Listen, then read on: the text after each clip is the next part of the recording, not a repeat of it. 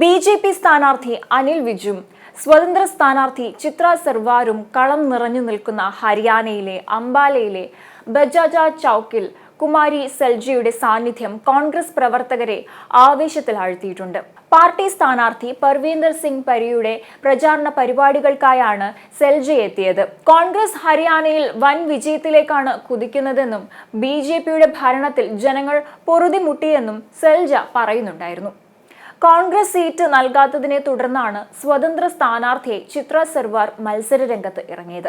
തൊട്ടടുത്ത മണ്ഡലമായ അംബാല സീറ്റിൽ ചിത്രയുടെ പിതാവ് നിർമ്മൽ സിംഗ് ആണ് സ്ഥാനാർത്ഥി. ഒരു കുടുംബത്തിൽ നിന്ന് 2 സ്ഥാനാർത്ഥികളെ മത്സരിപ്പിക്കേണ്ടതില്ലെന്ന തീരുമാനത്തെ തുടർന്നാണ് ചിത്രയ്ക്ക് സീറ്റ് നൽകാതിരുന്നത്. എന്നാൽ അംബാലയിലെ മത്സരത്തിൽ നിന്ന് പിന്മാറാൻ ചിത്ര തയ്യാറാകാതിരുന്നത് കോൺഗ്രസ് കേന്ദ്ര നേതൃത്വത്തെ അസ്വസ്ഥതപ്പെടുത്തുന്നുണ്ടായിരുന്നു. അതുകൊണ്ട് ചിത്രയുടെ സ്ഥാനാർത്ഥിത്വം ബി.ജെ.പിയേക്കാൾ കോൺഗ്രസിനാകും വെല്ലുവിളിയാകുക. പാർട്ടി വിരുദ്ധ പ്രവർത്തനങ്ങളുടെ പേരിൽ ചിത്രയെ കോൺഗ്രസ് പുറത്താക്കിയത് 2 ആഴ്ച മുൻപായിരുന്നു. മുൻപ് ചിത്ര എ.പി.യുടെ വൈസ് പ്രസിഡന്റ് ആയിരുന്നു. കഴിഞ്ഞ തിരഞ്ഞെടുപ്പിൽ അനിൽ വിജിന്റെ എതിർ സ്ഥാനാർത്ഥിയായിരുന്നു അവർ. അന്ന് 36.8% വോട്ടുകളുമായി 2ാം സ്ഥാനത്തെത്തിയ ചിത്ര ഇത്തവണ വോട്ട് വിഹിതം മെച്ചപ്പെടുത്തിയേക്കാം. ബി.ജെ.പി. സ്ഥാനാർത്ഥിയായി 2009 മുതലാണ് അനിൽ അംബാലയിലെ ഗോദയിൽ ഇറങ്ങിയത്. അതിനു മുൻപ് സ്വതന്ത്ര സ്ഥാനാർത്ഥിയായിരുന്നു 3 തവണയും. അനിലിന്റെ വികസന പദ്ധതികളിൽ അംബാലയിലെ ജനങ്ങൾക്ക് മതിപ്പുണ്ട്. ഈ ഒരു ആത്മവിശ്വാസം നിലനിൽക്കുന്നതുകൊണ്ട് തന്നെയാണ് വീണ്ടും മത്സരത്തിന് ഇറങ്ങുന്നത്. എന്നാൽ അതേസമയം 90 അംഗ ഹരിയാന നിയമസഭയിൽ ഒക്ടോബർ 5-ന് വോട്ടെടുപ്പ് നടക്കാനിരിക്കെ തുടർച്ചയായി 3ാം തവണയും സംസ്ഥാനത്ത് അധികാരത്തിൽ തിരിച്ചെത്താനാണ് ബി.ജെ.പി. ലക്ഷ്യം വെക്കുന്നത്. ഒക്ടോബർ 8-നാണ് വോട്ടെണ്ണൽ നടക്കുക. തിരഞ്ഞെടുപ്പ് ചൂടിൽ ഹരിയാന നിൽക്കുന്ന ഈ ഒരു സാഹചര്യത്തിലായിരുന്നു ഹരിയാന മുൻ മന്ത്രിയായ രഞ്ജിത് സിംഗ് ചൌട്ടാലയെയും മറ്റ് 7 നേതാക്കളെയും ബി.ജെ.പിയിൽ നിന്ന് പുറത്താക്കിയത്. നിയമസഭാ തിരഞ്ഞെടുപ്പിൽ സ്വതന്ത്രരായി മത്സരിക്കുമെന്ന് ഇവർ പ്രഖ്യാപിച്ചതിനെ തുടർന്നായിരുന്നു 6 വർഷത്തേക്ക് പാർട്ടിയിൽ നിന്നും പുറത്താക്കിയത്.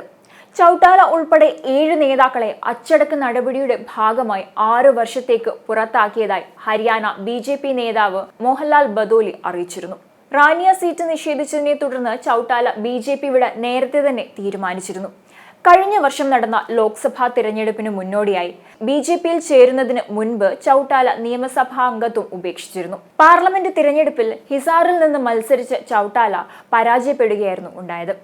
മുഖ്യമന്ത്രി നയാബ് സിംഗ് സൈനി ഉൾപ്പെടെയുള്ള ബി.ജെ.പി. നേതാക്കൾക്കെതിരെ മത്സരിക്കാൻ ഇവർ നാമനിർദ്ദേശ പത്രിക സമർപ്പിച്ചിരുന്നു.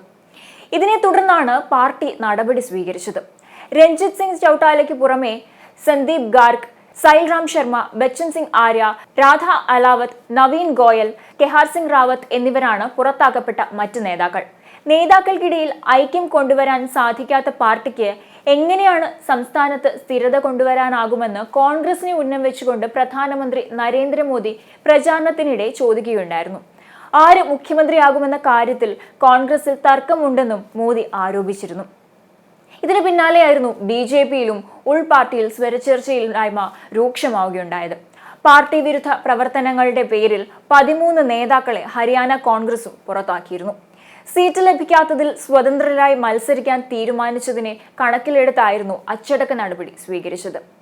നിയമസഭാ തിരഞ്ഞെടുപ്പിൽ മത്സരിക്കാൻ ടിക്കറ്റ് നിഷേധിച്ചതിൽ ബി.ജെ.പിയുടെയും കോൺഗ്രസിന്റെയും ഒട്ടേറെ നേതാക്കൾ നീരസവും പ്രകടിപ്പിച്ചിരുന്നു.